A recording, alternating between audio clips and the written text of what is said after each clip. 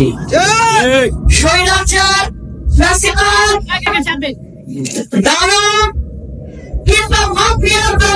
নারানি শেখ হাসিনা যার অত্যাচার, দমন, নিপীড়নে, নির্যাতনের শিকার হয়ে দীর্ঘ 17 বছর কথা বলতে পারেন নাই, মিছিল মিটিং করতে পারেন নাই, একটা জায়গা দাঁড়াতে পারেন নাই, সেই দানবের হাত থেকে বাংলাদেশকে মুক্ত করার জন্য দেশনায়ক জনাব তারেক রহমান ছাত্র জনতার এই বিপ্লবকে চূড়ান্ত লক্ষ্যে দাবিত করার জন্য আমাদেরকে ঐক্যবদ্ধ করেছেন, আমাদের নির্দেশ প্রদান করেছিলেন, জনতার পাশে দাঁড়াও, ছাত্র জনতার পাশে দাঁড়াও, কোন দলীয় ব্যানার আমাদের প্রয়োজন নয়, আমাদের দরকার শেখ হাসিনার পতন, আমাদের দরকার বাংলাদেশকে ফ্যাসিবাদ মুক্ত করতে হবে। আমাদের নেতার এক নির্দেশনা সারা বাংলাদেশে মুক্তিকামী জাতীয়তাবাদী শক্তি ওই জনতার পিছনে দাঁড়িয়েছেন, ওই ছাত্র জনতার হাতকে শক্তিশালী করেছে এবং আমাদের যে কাঙ্ক্ষিত লক্ষ্য স্বৈরাচার মুক্ত বাংলাদেশ আমরা উপহার দিয়েছি। কৃতিত্ব পাওয়ার জন্য নয়, কৃতিত্ব চাওয়ার জন্য নয়, কে সম্মান দেবে, কে কৃতিত্ব দেবে তার জন্য তারেক রহমান বাংলাদেশের নেতৃত্ব দেন না। তারেক রহমান বাংলাদেশের নেতৃত্ব দেন গণমানুষের অধিকার পূর্ণ প্রতিষ্ঠা করার জন্য। আপনাদেরকে বলে যাই, এই কেরানীগঞ্জের মাটিতে আমাদের নেতা বাবু সূর্যের উপস্থিতিতে যারা অসম্মান করার সাহস করেন তাদেরকে বলে দিতে চাই, আপনারা কি কর্ম করেছেন তার রাজ সাক্ষী নিপুণ রায় চৌধুরী। উপস্থিতিতে তাকে অসম্মান করার সাহস দিয়ে করবে সত্য বড় নেতা তার নেতৃত্ব আমি রাখবো না। একটা কথা বলতে চাই আপনাদের, দীর্ঘ কত বছর যাবৎ আমাদের নেতা ঘরে যান নাই, তিনি তার নিজ মুখে সেটা স্বীকার করে নিয়েছেন। তিনি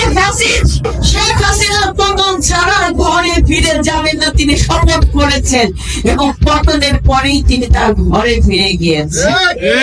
আর একটা সত্য কথা জেনে রাখেন, জীবন যদি দিতে হয় রাজপথে জীবন দেব, কিন্তু বেঈমানি করবো না দলের সাথে। আপনাদের কাছে তারেক রহমানের কাছে করেছে, দেশনেত্রী বেগম খালেদা জিয়ার কাছে করেছে, নেতাদের সততা, বৈষম্য সম্প্রদায়ের সততা পরিমাপ করা, ওই পরিমাপ করার জন্য যোগ্যতা অর্জন করতে হবে। যোগ্যতা অর্জন করেন আমি স্যালুট জানাবো, আপনাদেরকে ওই সিংহাসনে বসে আমরা বিদায় নেব, কোনো সমস্যা নাই। যারা বড় বড় কথা বলেন একবার নিজের বুকের দিকে হাত করে বলেন, আপনার কি হাসিনার দোষরদের সাথে আঘাত করেন নাই?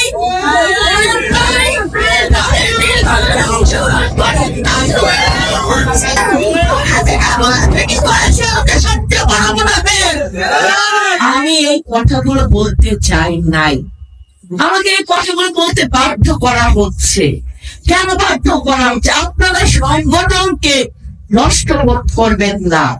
আপনাদের ব্যক্তিগত দ্বন্দ্ব থাকতে পারে, আপনাদের নেতৃত্বের প্রতিযোগিতা থাকতে পারে, কিন্তু দেশের প্রয়োজনে দলের প্রয়োজনে সকলকে আমাদের ঐক্যবদ্ধ থাকতে হবে। শক্তির বিকল্প নাই। আর এই প্রতিটা ক্ষণে ক্ষণে একটা সংগঠনের ভাইদেরকে মুখ কাটিয়ে বলতে পারবেন না নিজ দায়িত্বে আপনি আপনার সংগঠনের দায়িত্ব পালন করছেন না, বলতে পারবেন না, কারণ আপনার সংগঠনের থেকে প্রিয় এখন অন্য কাজে ব্যস্ত আছেন। এই কথাগুলো আমাকে বলতে হয়, তাই আপনাদেরকে বলবো অসৎ কাজ থেকে শুনে যে সংগঠনের কাজে মনোনিবেশ করেন, সংগঠনকে শক্তিশালী করার জন্য নিজের মেরুদণ্ডকে সোজা করে দাঁড় করা, কার কথা শুনে সংগঠনের কোনো ক্ষতি করবেন না। কেন আমার কেরানীগঞ্জে এখনো যুবদলের পুরো কমিটি এখন নির্ধারিত হলো না? কেন যুবদলের কমিটি সুসংগঠিত হয় নাই? একদম সততার সাথে বলেন, কেন কমিটিকে ঘোরানো? আমি দেখতে চাই যুবদলের যে কয়জন আছেন বসে নাও করেন কে কে আছেন কেন এমন 2-3 জন কেন হাত করবে কেন কেন আমার সংগঠনের এই দুর্বলতা আমি জানতে চাই আমি হাত করেন দেখুন প্রত্যেক ইউনিয়নে যুবকেরা কারা কেন উপস্থিত আছেন হাত করেন কেন দেখুন এই ইউনিয়নে আমার প্রত্যেক এই দুর্দশা আমাকে দেখতে হয় বলেন আপনারা আমি বলতে চাই করতে হয় আমরা সৃষ্টি করতে পারি না এটা আমার ব্যর্থতা নিপুণ রায়ের ব্যর্থতা এটা নিপুণ রায়ের ব্যর্থতা আমি যুবরায়ের সঠিক নেতৃত্ব নির্ণয় করতে পারি নাই এটা নিপুণ রায়ের ব্যর্থতা আমি আজকের এই ঘন মৌসুমে আমি আমার ব্যর্থতাকে স্বীকার করে নিচ্ছি আমি মনে করি আমার যুবদলের সকল ভাইয়েরা আমার এই ব্যর্থতাকে আমি স্বীকার করেছি এই ব্যর্থতাকে আপনারা অ্যাপ্রিসিয়েট করবেন কি হাত ধরে অ্যাপ্রিসিয়েট করবেন যে আমি ব্যর্থ আপনারা নেতৃত্বে ব্যর্থ দিয়েছে হাত ধরে অ্যাপ্রিসিয়েট করেন কি করেন কি ব্যাপার করেন না কেন হাত ধরেন আপনারা যুবদলের নেতা কথা বলেন না কেন তাই বলি যেটা বলবেন নিজের ভিতরে ধারণ করেন তিলে তিলে বলা আমার এই সংগঠন গুলো এই সংগঠন করতে যে আমি আমার জীবনের সর্বোচ্চ ত্যাগ স্বীকার করেছি করি নাই আপনার দাদা আমাকে বলছে তুমি তোমার মেয়েকে একটু ডাক্তার দেখাও 7 দিন আমার মেয়ে জ্বরে আক্রান্ত আমি তাকে ডাক্তারের কাছে নেওয়ার সময় পাই নাই আমি মাঠে ঘুরে ঘুরে ঘুরে ঘুরে আমি সংগঠন তৈরি করবো আর আপনারা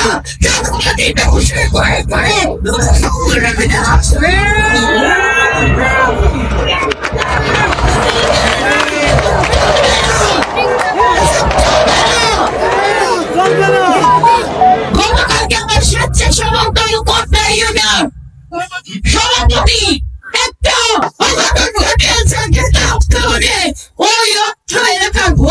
বিনষ্ট হয়েছে ভাইরা সেখানে আমাকে স্বয়ং ব্যবস্থা গ্রহণ করতে হয়েছে কেন আমার ওইখানে কোনটা ইউনিয়ন ব্যাংক আছে না ওইখানে আমার যুবদল সংবিধান কৃষক দল আছে না কেন তারা সেই ব্যাপারে ব্যবস্থা গ্রহণ করেন নাই আমি জানতে চাই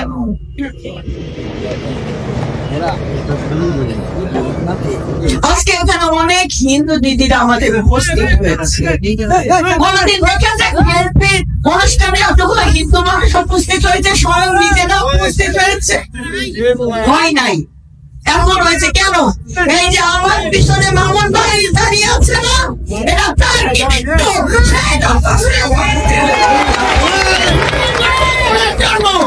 দলকে শক্তিশালী করার জন্য দলকে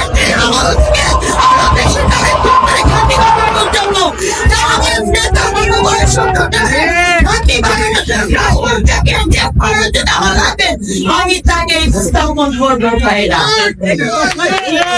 তাই আপনাদেরকে বলতে চাই আগামী দিন হবে অনেক কঠিন সংগ্রামের দিন সেই দিনের জন্য আপনারা ঐক্যবদ্ধ থাকেন অনেক কথা আছে অনেক তর্ক বিতর্ক থাকবে সেটা আপনারা কথা বলেন কিন্তু কোথায় কথা বলছেন কোন প্রেক্ষাপটে কথা বলছেন এটুকুলো আপনাদের অনুধাবন করতে হবে এটা আপনাদেরকে অনুধাবন করতে হবে আপনি নিজে যেটা মনে করেন আপনি সেই কর্মটা নিজের ভিতর করলেন কিনা একবার নিজেকে নিজে প্রশ্ন করেন আমি যদি বলি আমি রক্তাক্ত হয়েছি আমি রাজপথে পুলিশের পিঠা খেয়েছি আমার সামনে